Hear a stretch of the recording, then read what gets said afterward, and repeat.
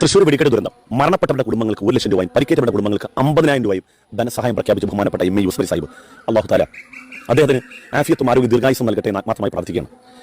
എൻ്റെ ഒരേ ഒരു ചോദ്യമുള്ളൂ. ശശികല ടീച്ചർ, RV ബാബു, വിദ്യാസാഗർ ഗുരുമൂർത്തി, ലക്ഷ്മി കാനത്താൻ്റെ കോനത്ത്, അതുപോലെ തന്നെ പ്രതീഷ് വിശ്വനാഥ് അടക്കമുള്ള സോഷ്യൽ മീഡിയയിൽ രാവും പകലും ഹിന്ദുവിനെ ഉണർത്താനും ഉയർത്താനും വേണ്ടി നടക്കുന്ന മനുഷ്യരെ ലക്ഷക്കണക്കിന് ആളുകൾ നിങ്ങളുടെ മെമ്പർമാരായിട്ടില്ലേ? ഈ മരണപ്പെട്ടതിൽ ഒരാൾ പോലും മുസൽമാനോ ക്രിസ്ത്യാനോ ഇല്ല. എന്തിനാ അങ്ങനെ പറഞ്ഞത്? നിങ്ങൾ കഷ്ടപ്പെടുന്ന അധ്വാനിക്കുന്ന പൈസ ഏതെങ്കിലും മുസൽമാൻ ക്രിസ്ത്യാനിക്ക് പോകണമെന്നുള്ള ടെൻഷനും വേണ്ട. ഈ മരണപ്പെട്ട പാവങ്ങളുടെ കുടുംബത്തിന് നിങ്ങളുടെ വക എന്തെങ്കിലും ഉണ്ടോ?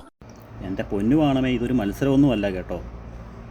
ഏറ്റവും കൂടുതൽ കൊടുക്കുന്ന ആളെ വിജയിയായി പ്രഖ്യാപിക്കുന്ന പരിപാടിയൊന്നുമല്ല ഇത്.